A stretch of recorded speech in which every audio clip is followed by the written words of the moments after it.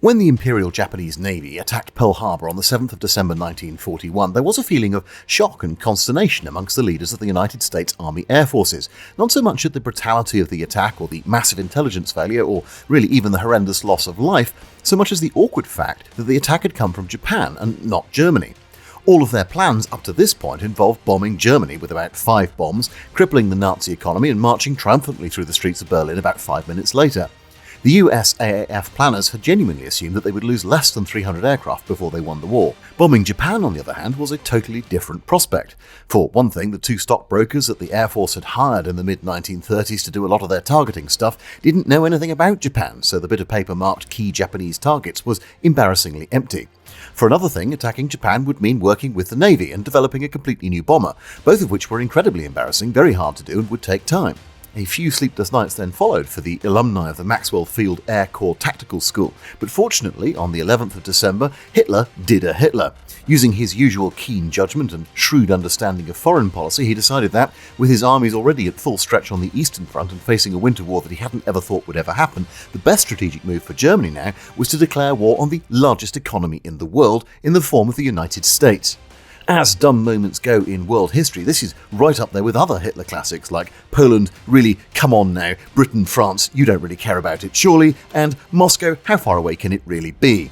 Temporarily, this made life a lot easier for everybody at United States Bomber Command, and the USAAF was able to start putting together a target list referred to as AWPD-1, planning basically to send 1,000 bombers over to England as quickly as possible and to hit 76 targets. Hold 76 in your mind as we go through this.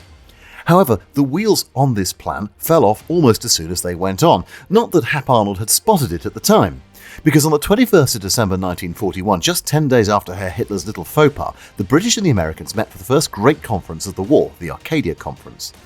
Aside from doing some very minor things like agreeing to focus on Hitler first, establishing the Charter for the United Nations, creating a coalition the likes of which the world has not seen before and has never seen since, and of course making Admiral King go off in a huff because he didn't want to have to play in the Atlantic, the conference also addressed the question of how quickly United States ground forces could get into action in Europe. The Americans, being Americans, naturally drew a straight line from Point A, the English coast, to Point B, Berlin, and they wanted to have at it as quickly as possible. They considered themselves the finest fighting force ever known to man, despite the fact that they had an armed forces at this point which was basically consisted of 2 million ill-equipped, untrained, untested citizen soldiers. When the conference broke up, the Americans thought that they'd probably be able to land in Europe in 1942, or at the latest in 1943, and the British thought that they were jolly enthusiastic and very nice chaps, but completely deluded about just how hard this job was going to be. However, by July 1942, everyone had stopped and taken a breath, and the British, with a slightly sly grin on their faces, suggested that even if the Americans could get, let's say 10 divisions ready in double quick time, which they couldn't, and even if they could get them across the Atlantic, which they couldn't, and even if they got them off the boats that they didn't have onto landing craft that they also didn't have, up a beach somewhere in France, well, the Axis still had 250 divisions waiting to cut them into tiny little pieces before carrying on with their lunch. However, said the British, all is not lost. Why not do what we've always done when we want to hurt somebody but we lack a big army? Why not go and fight somewhere that the enemy feels that they have to but doesn't really want to?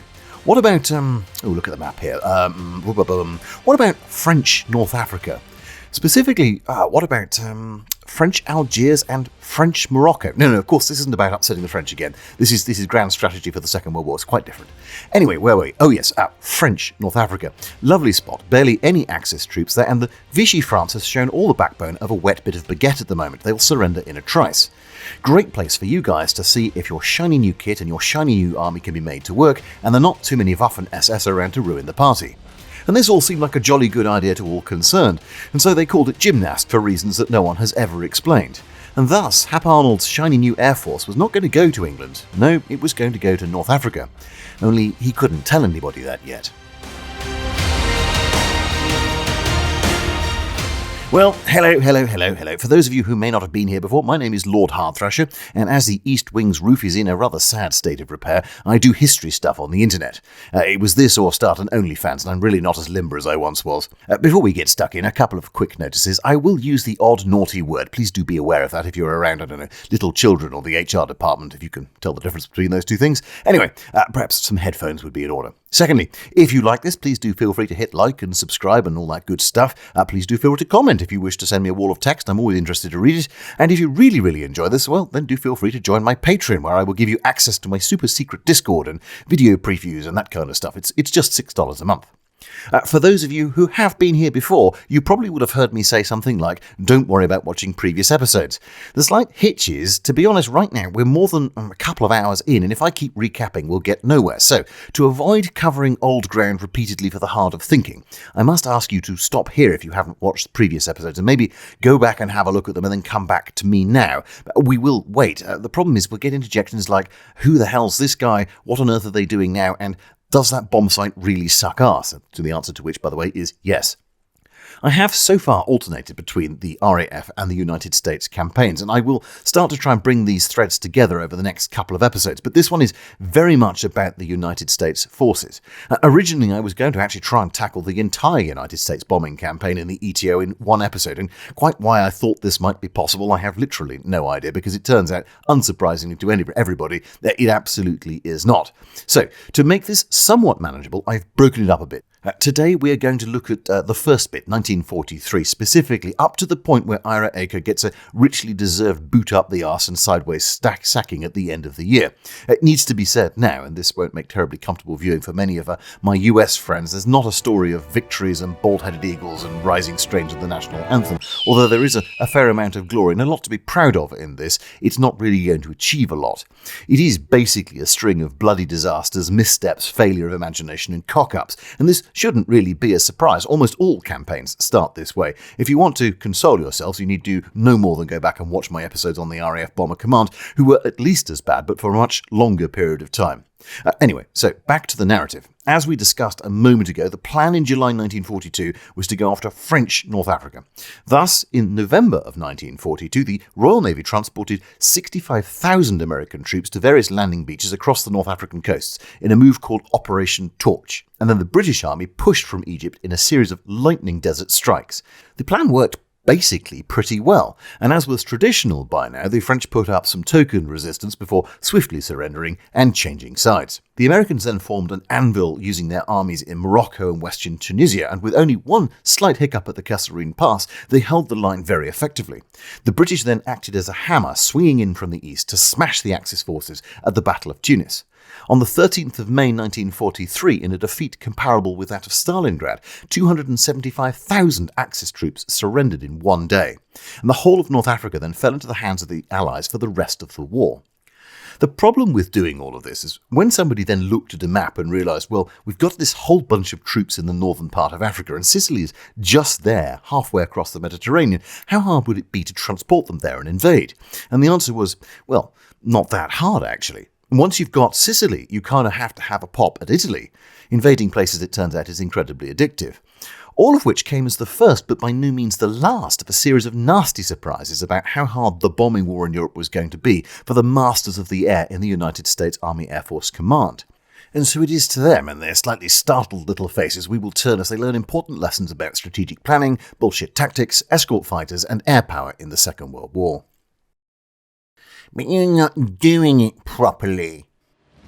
The initial plan was to try and get as many crews as possible over to the United Kingdom as quickly as possible and drop bombs on Germany according to a carefully predefined plan we discussed a minute ago, the AWPD-1. Things were going a lot more slowly than had been planned when, in May 1942, the RAF Bomber Command launched a thing called Operation Millennium. This was a massive attack on Cologne with 1,046 bombers. It represented more of a PR stunt than a serious part of the overall campaign. They'd scraped, for example, things like the Officer Training Corps in order to be able to make this happen. But nonetheless, as a statement of intent and potential capability, it was truly astounding. At the time, the 8th Air Force had 1,800 personnel in the United Kingdom and no planes at all. The RAF had effectively sent over one aircraft for every 2 US personnel so far landed. Ika, demonstrating his usual brilliance with timings, was actually at Chequers, that's the Prime Minister's residence in the country, that evening as the news from Millennium came through. He'd gone there with the idea of trying to talk Churchill into daylight bombing, with his non-existent Air Force, as the RAF thundered over Cologne. Well done, Ira.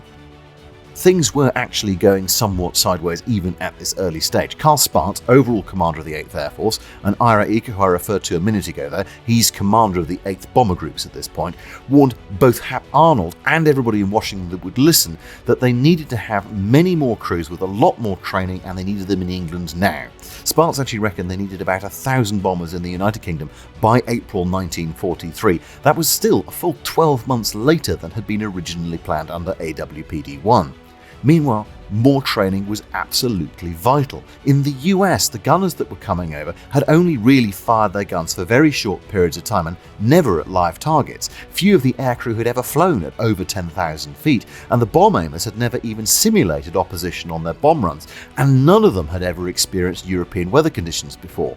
Arnold basically ignored all of this advice, and on the 4th of July he ordered the first operation by the mighty 8th to roll into action against the Nazis in Europe.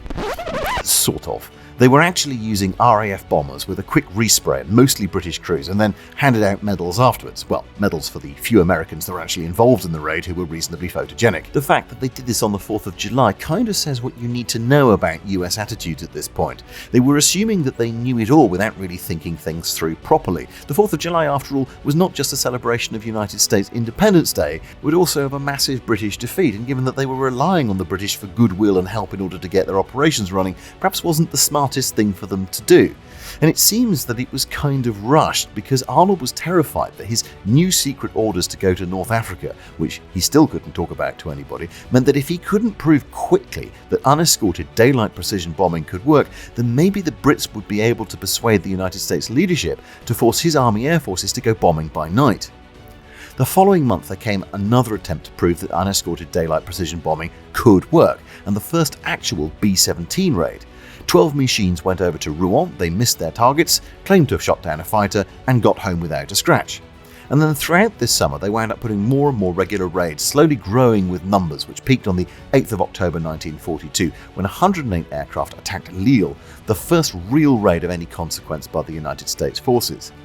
They claimed to have shot down 102 Luftwaffe fighters, which would have been a fucking amazing result, but it was total horseshit. Luftwaffe records show that the figure was 2. Afterwards, Ike claimed that he'd flattened the Lille marshalling yards. They had, in fact, flattened Lille's residential district and killed about 40 civilians in the process. This set the pattern for the future. 8's bombers would go up, they would miss their targets or fail to do serious damage, get 7 bells knocked out of them, and then their PR team, often led by Arnold in Washington, would tell everyone that it was going according to plan.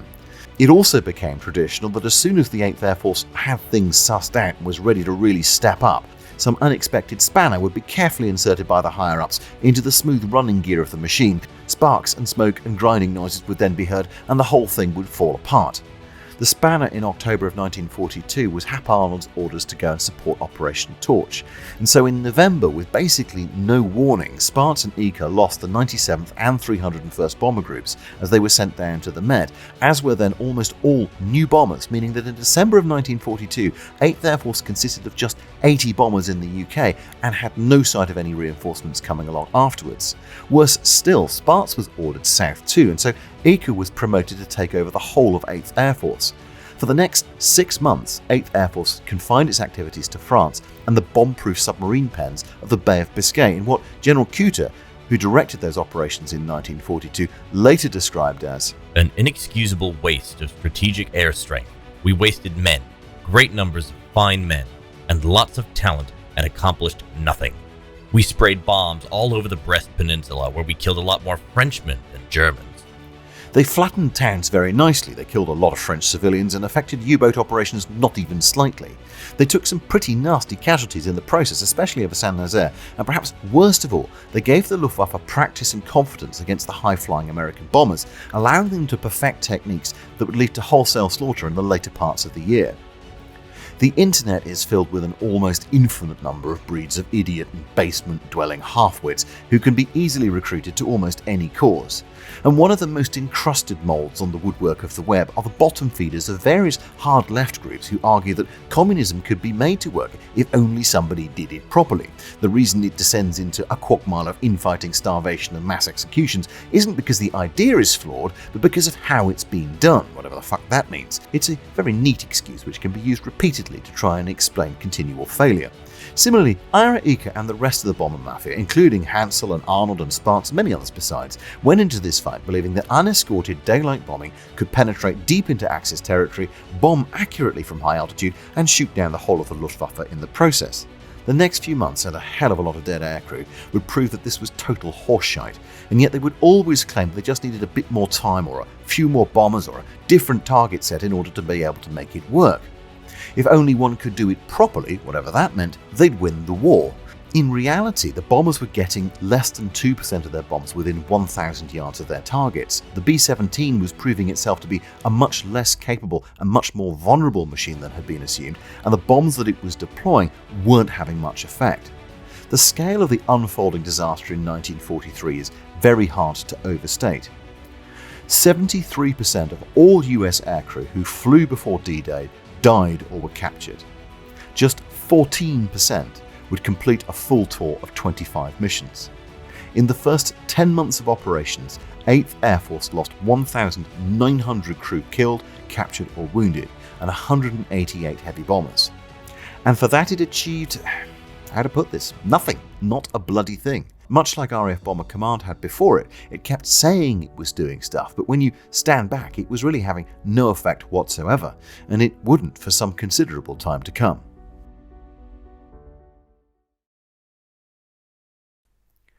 We have all, from time to time, been late for things, and madly panicking to try and get back on track, made a series of poor decisions.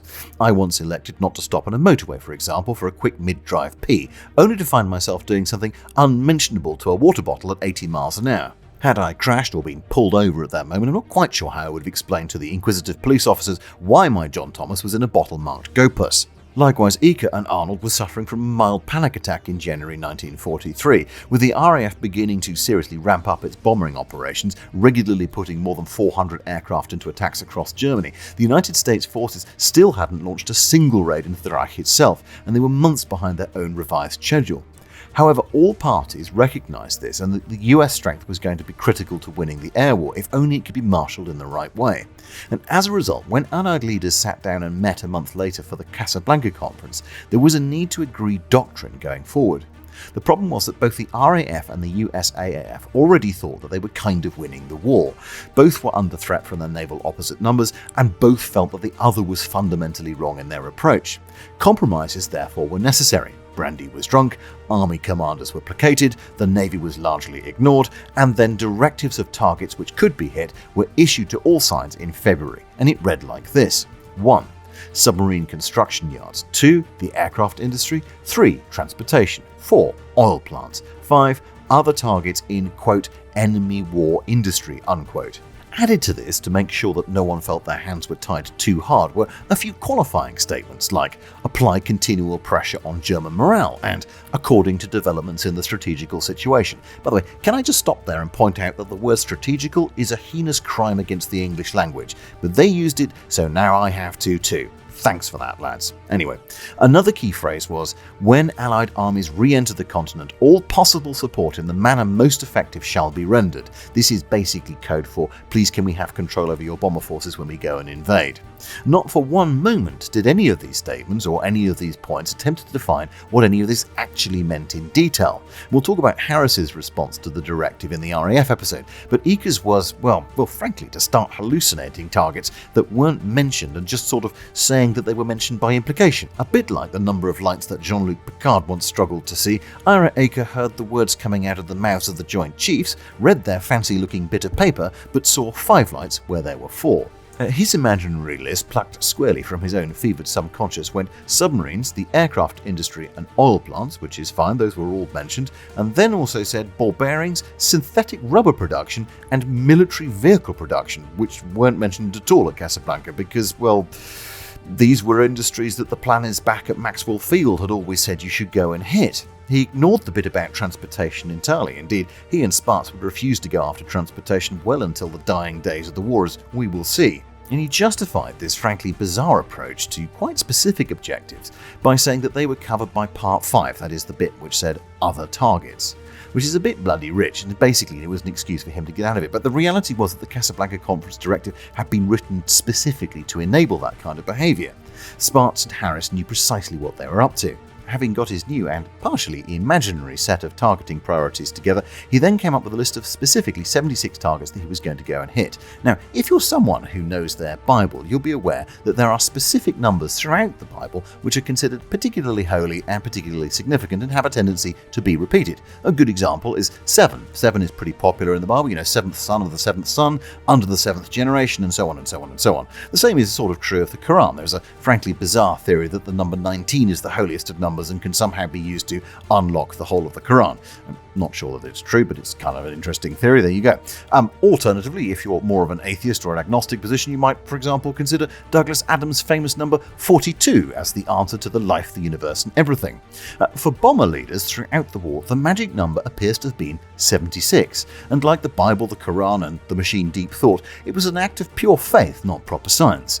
76 was the number of the targets that the British war plans had used pre-war. It was the same number that AWPD-1 had originally used with, and now it was going to be the number that Ager had decided on because, who knows. Stop me if you've heard this record before. The targeting teams then went away and they did some further maths on the whole thing, and they said, look, I reckon I can reduce submarine construction by 89%, fighter production by 43%, ball bearing production by 76%, and synthetic rubber production by 50%. And I will foreshadow at this point and point out that not a single one of these targets was met or came close to being met.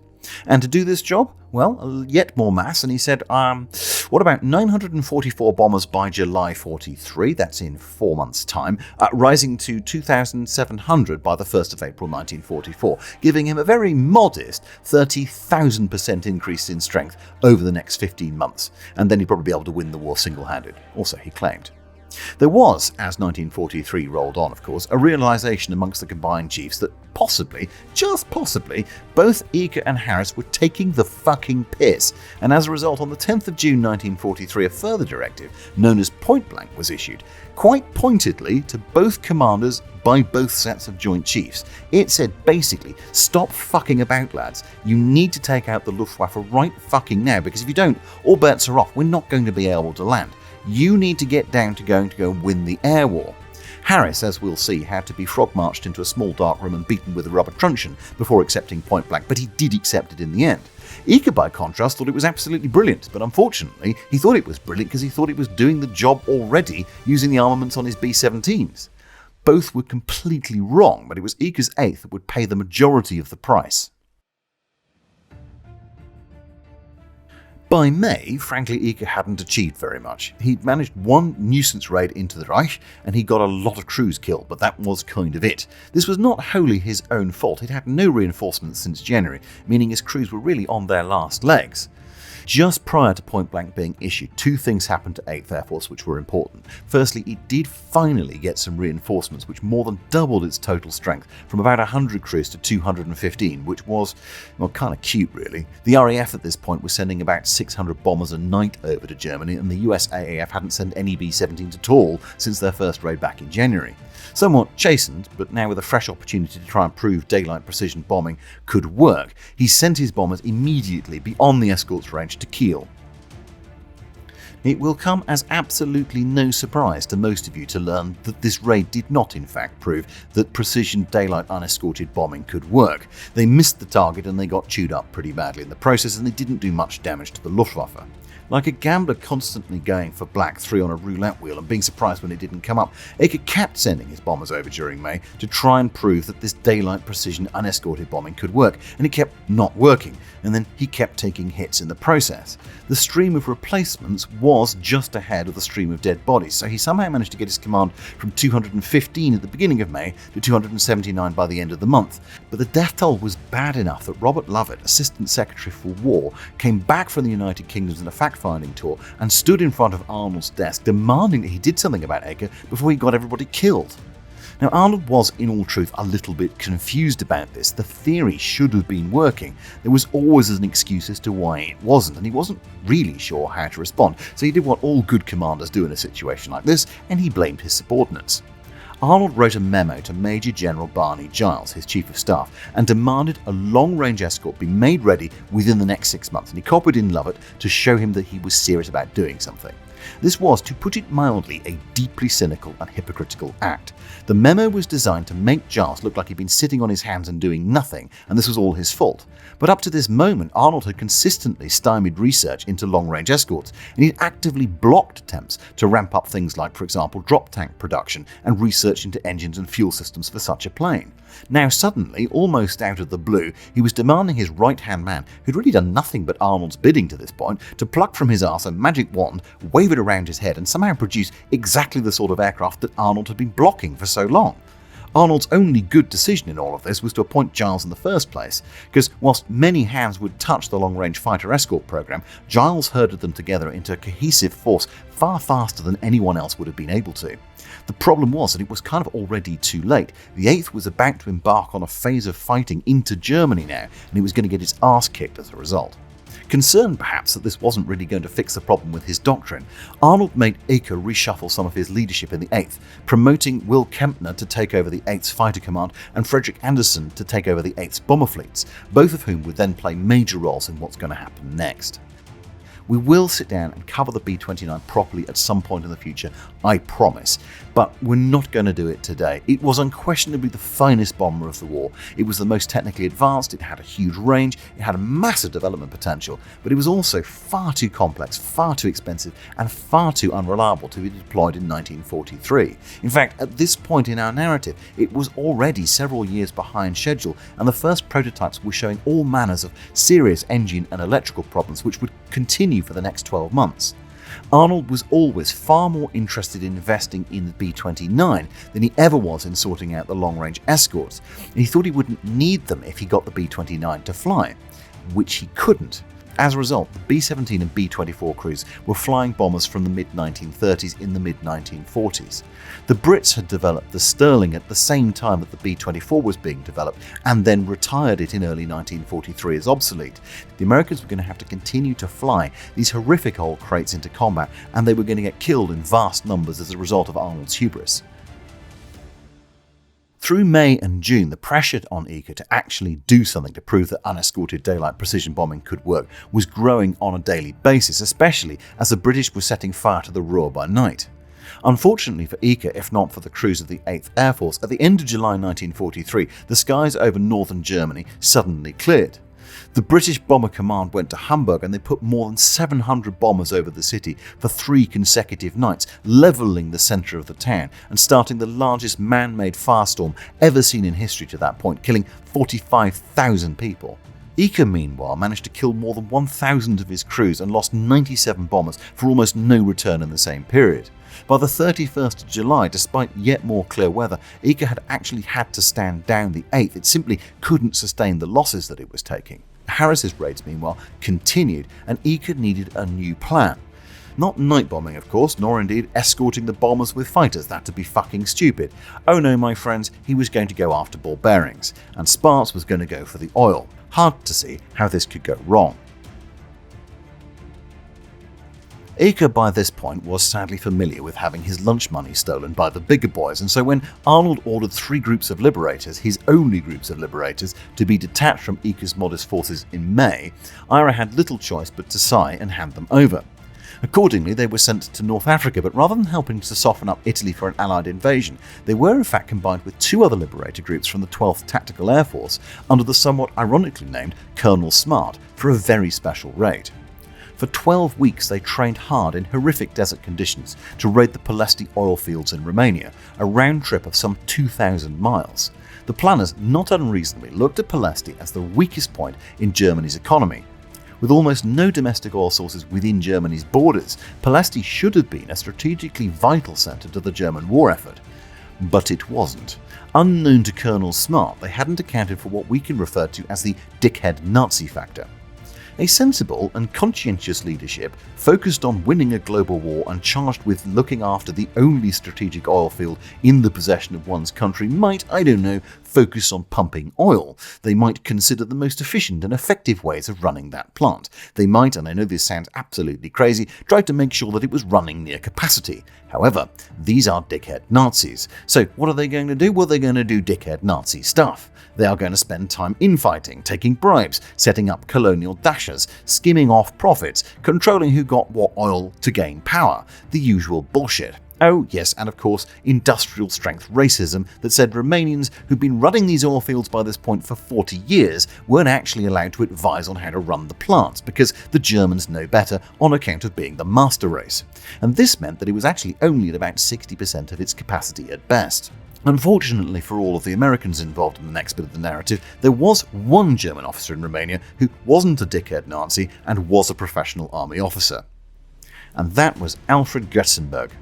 As a young man, he'd fought for Germany in World War I. He'd been wounded twice, and before being invalided out of the army, he'd been put on the reserves list. Called up in 1939, he was given a relatively cushy job in Allied Romania, organising air defences around the Ploesti oil fields, and it would have been very easy for him to do what everyone else was doing, and just enjoying a good colonial high life. But he decided, to, what's the word I'm hunting for? Oh yes, do his fucking job. And as a result, the plant had been turned into a sort of aerial hedgehog, absolutely bristling with defences, with searchlights, with guns, with radar stations, with fighters, most of which was camouflaged and not visible from the air. Not that that really mattered too much, because the Americans, fearing that they might give the game away, hadn't actually done any aerial reconnaissance since the early part of 1943. Alfred had something like 25,000 men manning flak batteries and over 200 fighters in the local area. To attack it from high level was incredibly dangerous. To attack it from low level was nothing short of suicide. The liberators trained to deliver their attacks to the Ploesti field using sites marked up in the desert, precisely delivering timed attacks from multiple directions according to a carefully worked out schedule which went down to the last seconds. The hope was that a low-level attack using surprise at 200 miles an hour would confuse the defenders and completely destroy the crucial wellheads. That meant flying in precise formation from North Africa, over the Mediterranean, over occupied Greece, then up over the Pindus Mountains in the northern part of Greece, and then fast and low across occupied Yugoslavia before attacking in occupied Romania, and then going home basically the same way. Hard to see how this plan could go wrong, really. It was either very ambitious or very stupid, depending on one's perspective. The chances of a surprise attack remaining undetected and holding formation for over 1,000 miles in opposed airspace, flying in uncertain weather, were basically nil, and it should have been pretty obvious that they were basically nil, and so it proved to be. Over the Mediterranean, one aircraft started to have engine trouble, flipped over on its back and fell into the sea. This then caused a number of other aircraft behind it to become very confused and scattered. When the formation then hit bad weather over the Pindus Mountains, it was scattered over more than 100 miles of airspace. Moreover, the surprise was actually non-existent, as the Germans had broken the US codes and were tracking the rate from the moment that it took off. When they got close to the oil fields, the lead elements of the attack realised that the whole formation was scattered, and the word went out to individual captains that they should abandon the schedule and just attack any old way that they could. What followed was nothing short of a massacre. Of the 178 planes that took part, 162 got to the target, but just 34 were fit to fly again the next day. Nearly 500 aircrew were killed or captured and another 50 were wounded. 5 Medals of Honor were awarded, 3 posthumously. The crews had been told that this mission was dangerous and that 50% losses were to be expected, but they went anyway. When the plan started to go to shit, they could have and perhaps should have turned back, but they pressed on.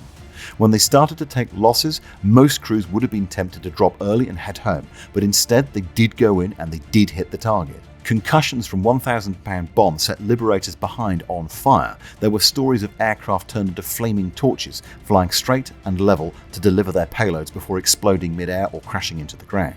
Wounded crewmen were held together for the 7-hour flight home using nothing more than intercom cords. There were stories of pilots who were flying the planes with one hand to help the crew to escape and holding their wounds closed with another. Gunners who fired so much that they ran out of ammunition. There was at least one story of one gunner who kept firing even as their Liberator sank beneath the waves of the Mediterranean. Their magnificent conduct, in the face of cock-up and overwhelming odds, does enormous credit to their country and to their service. However, Bravery alone does not win wars, and the effect of the raid was to actually bring tens of thousands of additional slave labourers into the area, who were then put to work improving the efficiency of the fields, meaning that it was pumping more oil after the attack than before.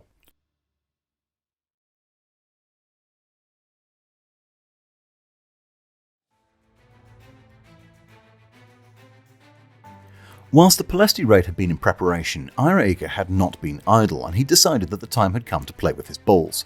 His ball bearings. To go on target ball bearings. The young bucks at Maxwell Field in 1936 had become convinced that ball bearings were the key to winning any war. Ball bearings make stuff turn. If you want an AA gun to turn, ball bearings. You want a gearbox to run, ball bearings. You want your tank to move, ball bearings. You want a teddy bear to... Okay, well, maybe not teddy bears. But ball bearings are an important part to modern warfare. Theoretically, stop ball bearing production and you stop the war. Theoretically. The group of mad lads, a mixture of civilian lawyers and army men who'd identified Schweinfurt as the key target, operated under the majestic title of the Committee of Operational Analysis, and none of them, by the way, were going to get their asses shot off by an FW-190 anytime soon, or had ever actually, been to Germany. If they had been to Germany, or if at least they'd had some engineers on the force, what they would have realised was that A, ball bearings get used a lot because they're cheap and available, but if you don't have them, they can be replaced with other solutions, and B, the Germans knew that they were pretty vulnerable here and they had plans, should it get bombed, to move production elsewhere. Oh, and C, of course, the Nazis were quite happy to use slave labour to rebuild very, very quickly indeed. The ball bearing plan, or mission number 84 as it was tardily called, went 16 days after Tidal Wave on the 17th of August 1943. Originally codenamed Operation Juggler, the plan, and I really do use that term in the loosest possible sense, was to send out not one but two raids deep into Germany and then have them separate before hitting their different targets. The first group of 146 bombers, led by Curtis LeMay, would fly further than any other US raid so far. It would attack the Messerschmitt plant at Regensburg, aiming to knock out about 30% of Germany's fighter production in a single raid, and it would then fly on down over the Alps, across Italy, across the Med, and land in North Africa. Easy fucking peasy. The second, larger raid, with 230 bombers under Brigadier Robert Williams, would aim for the ball bearing plants at Schweinfurt. If things went right, then the Regensburg raid would have to fight their way in, and the Schweinfurt raid would have to fight its way out, and hopefully both of them would split the resistance up between the two, and therefore have to fight fewer fighters. And even as I say that out loud, it sounds stupid because it is pretty bloody stupid. They'd need good weather to take off in, they'd need good weather to perform an effective rendezvous, they'd have to then fly miles beyond their own fighter cover, they'd be reliant on the Germans to fall for the plan hook, line and sinker, and to focus on both sets of bombers and not just one. And then of course they'd need to hit what they were aiming at, and then what they were aiming at needed to actually have an impact. Now, fun fact, East Anglia, that's where the 8th had been based now for more than a year, is really wet. Like, really, really wet. This place is basically England's answer to northern Holland, with reclaimed land, drained swamps and fens, and a fuck of a lot of waterways on a very flat bit of ground. It's not a bad place to put a bomber formation, but in the summer it gets cold, and then it gets hot, and then it gets cold, and fog forms. So much fog. It's known as the foggiest bit of Britain. This should have been known to the United States Army Air Forces. In fact, it was, because Curtis LeMay had trained his crews to take off in the fog precisely because this happened so much.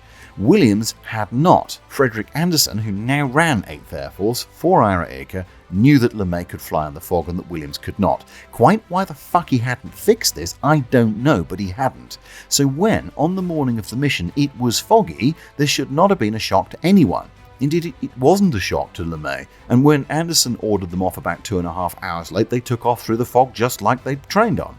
Williams' Schweinfurt raid, on the other hand, was held back by Anderson for fear that they'd crash if they tried to lift off. He also didn't tell LeMay what was going on, so instantly the whole plan of two raids masking one another's progress was fucked. And yet, rather than abort, Ira and Fredrick Anderson decided to go half-assed at the raid. No knowledge of the enemy is ever perfect, but, it'd be nice if there was at least some intelligence. The Allies had somehow also missed, during the course of their planning, that nearly 600 Luftwaffe fighters had been pulled back into the Reich. About 400 to deal with the RAF night attacks, and about 200 to deal with the United States daylight attacks. However, they were operationally very flexible, so now LeMay and then Williams would get the full force of both sets of fighters, which would have time to get up, fuck the bombers up, get down, rearm, and then get up to fuck up the next set of raiders, which they duly did. Over Belgium, 10 miles from the German border, LeMay's P-47 escorts peeled off for home, and from the moment that they did that, the Luftwaffe began to attack. For 90 hair-raising minutes, the bombers flew through a storm of fighters toward their target, with fortresses dropping like flies as they went. They bombed at the target, turned south toward the Alps, and began to run to try and hide in the cloud cover over Italy. 5 hours later, the survivors landed in North Africa. The Schweinfurt raid itself took off just as LeMay's men were over their target, some 5 hours later than planned, and again the P-47s turned for home, and again the Luftwaffe attacked. There then followed a 6-hour nightmare for Williams's men. In all, more than 60 B-17s and 600 crewmen were lost. Another 100 aircraft were so badly damaged that they had to be written off. This was roughly 40% of all aircraft that had taken part, 40% really of 8th Air Force's entire strength. It was more planes than the 8th had lost in the previous 6 months combined, and honestly, it shattered their morale, and more importantly, it shattered their striking capability. All of which might have made some sense had the impact been what the planners were expecting, but in case you haven't quite followed, unescorted daylight precision bombing didn't work, not least because the precision bit wasn't really precision. By this point, bomber formations were flying in a thing called a combat box. It was a tactic first pioneered by LeMay. Effectively, what it was designed to do was to make sure that the guns of the various B-17s and B-24s could interlock with one another and provide the maximum amount of defensive firepower. This makes absolutely perfect sense, but essentially what it does is force a formation to become several kilometers deep and wide. By 1943, they were also bombing on leader, which meant that the lead ship bombed and then everybody else followed them. So they weren't even trying to use the northern bomb sites anymore. So what you actually wound up with is a carpet bombing of a target. Moreover, the small 1,000-pound TNT-filled bombs being used by the US couldn't compare for effect to the 4,000-pound Torpex cookies that were being used by the British. Yes, the US bombs could knock roofs off, for sure, but concrete hard standings, walls and machine tools were largely unaffected, even by close strikes. At Schweinfurt, the bombing caused minor damage. At Regensburg, they hit the factory, they didn't knock it out, and probably the most important thing that they did do was to destroy one Me-262 prototype. As usual, the gunners were overcalling it. They claimed 288 fighters shot down, and frankly, I can't blame them, but the sad truth is, Luftwaffe records show that they lost 25 destroyed and 21 damaged. Once, after a particularly good night at the Hellfire Club, I had an absolutely brilliant idea. Having waited until her ladyship went to church one Sunday morning, Jenkins and I went about remodelling the kitchen with sledgehammers to create a beautiful new open-plan living space for us to entertain in. Of course, there were a few things that I hadn't quite taken into consideration. For once, sledgehammers are heavy, walls are thick, and they sometimes prove to contain things like electrical wire, pipes, and in one case a priest hole that I hadn't realised was there. Also, church services are nothing like as long as I thought they were, and her ladyship never comes back from them in a good mood. But once you put your hammer through the first bit of the wall, you're kind of committed. You can't really undo it, even as it becomes clear to all concerned that this was a dreadful idea, and Jenkins slips away to do something important in the potting shed as her ladyship's car makes its way erratically up the drive at a shade over 100 miles an hour. Ira Aker's genius plan of unescorted daylight precision bombing was proving to be equally dreadful as ideas go. The Palesti and the Schweinfurt raids had been horrific in terms of human casualties, but there really was no question of him backing down. 3 weeks passed before he ordered a beyond fighter cover raid again, but on the 6th of September, the 8th Air Force tried to hit another ball-bearing plant, this time in Stuttgart with 338 fortresses. The fact that Arnold was in the UK that week was not lost on the crews. The weather was absolutely awful and the mission should have been scrubbed, but Eker knew his job was on the line, so he insisted and it went ahead. The target was obscured and 70% of bombers dropped blind, and of course they all missed. The weather was so bad the Luftwaffe were partially grounded, but nonetheless 45 bombers were lost on this mission, including 11 that had to ditch in the channel for lack of fuel due to headwinds. Ira Aker was on the back foot. Robert Lovett, who we heard about earlier, ordered one squadron of the 350th Bomb Group to go and fly with the RAF at night to find out if conversion to night attacks was possible for US machines. They actually wound up flying 11 missions with Bomber Command in the end, but Arnold would have none of it, and Aker didn't want to give up on his plan, even after such horrific losses. And so after Palesi and Schweinfurt and Stuttgart, there followed Black Week, starting on the 8th of October 1943. These were 3 strikes into the Reich, which wound up costing 88 bombers, along with nearly 1,000 men dead or captured. And then to cap it all off, on Thursday the 15th of October, it was Schweinfurt again. 229 planes of the 8th Air Force took off, and they hit the factory complex pretty cleanly this time, but the fighting was ferocious even beyond anything that the first raid had experienced. For more than 3 hours, in a line over 800 miles long, nearly 400 Luftwaffe aircraft attacked. Only 32 US bombers got back to the United Kingdom without some damage. 642 crew were killed, wounded, or missing, and another 76 planes were shot down or written off on landing. Initially, Arnold was euphoric about this most Pyrrhic of victories. "Now we've got Schweinfurt," he told reporters, "and it could knock Germany out of the war." But the reality could not have been further from the truth. Following the first raid, Albert Speer had put his right-hand man, Paul Kessler, in charge of dispersing the manufacturing, buying in ball bearings from Sweden and Switzerland, and working with industry to create workarounds. By October, Schweinfurt wasn't even a strategic target anymore. Morale in the 8th Air Force came very close to breaking.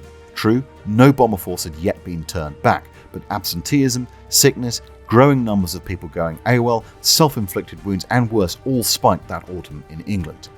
These were men, not machines. They were flesh and blood, and they were being asked to go and fly in aircraft that were dangerous enough that you had to have guts to go into them in the first place, much less go up into the upper atmosphere where it's so cold that if you touched bare metal with your skin would be ripped off. To survive there, you had to wear oxygen masks or die, and they were flying into foul European weather, the likes of which they'd never trained in, only to drop a pathetically small load of bombs on targets they didn't understand the value of, whilst their friends were literally getting ripped apart of them in front of their eyes. And these were kids of 19 and 20 and 21. For God's sakes, an old man was 24. They were from across the US, from all classes, all jobs, all states, thrown together into this vortex of violence and death, and I for one am stunned that they didn't break in this fight. But they didn't. Much to the relief of 8th Air Force's flyers, November was a turning point. Firstly, on the 3rd of November, the first P-38 Lightnings managed to escort a raid all the way to Wilhelmshaven and back. This was the first time that United States fighters had gone there and back with the bombers. Secondly, P-47s with new, larger drop tanks conducted an intercept over Germany for the first time. Lastly, the British invention H-2S, known as Mickey Mouse by the crews, or H-2X, was introduced and used by the United States Army Air Force Pathfinders for the first time. This blind bombing technology allowed US bombers to operate in all weathers, and from then on, 90% of US missions from November 43 to March 44 would use Mickey and its derivatives to deliver its bombs, and over the course of the entire war, 60% of all United States bombs were dropped using blind bombing with Mickey. Taken in conjunction with bomb-on-leader tactics and combat boxes, ICA was now not so much doing unescorted daylight precision bombing as doing escorted blind area bombing by day instead. Lastly, the Luftwaffe's ability to regenerate was beginning to fail. A combination of constant combat, new pilots, bad weather, B-17 guns and British bombing had reduced their operating numbers by nearly 17% in the 6 weeks from the end of September. Somewhat unsurprisingly, the Nazis, rather than coalesce around a reasoned response based on rational criteria, instead descended into increasingly outlandish responses which ranged from wanting to fire the whole bomber force and replace them all with flak guns, that was Hitler's idea, to building fleets of heavy HE-177 bombers to go and bomb the crap out of England, also Hitler's idea, to building a shit ton of outdated fighters, that was Speer and Milch's idea, to building loads of rockets, which was basically the army's idea, because who doesn't like rockets? Göring pulled 80% of Luftwaffe resources back within Germany by January 1944, stripping the fronts in Italy and the Soviet Union of fighter cover almost entirely, and denuding the Wehrmacht units of 88mm anti-tank guns to use them instead as anti-aircraft guns to defend the Reich. The Luftwaffe was now pinned to home defence, not to supporting the troops, and it had lost all operational flexibility. Ira, Aker and Anderson began to plan their next move, codenamed Operation Argument, an unescorted daylight direct attack on the Luftwaffe. The idea here was to support the landings, which were now scheduled for just 7 months away. And then, in early November, the skies closed in and nearly 8 weeks of the worst winter weather seen in a generation closed in.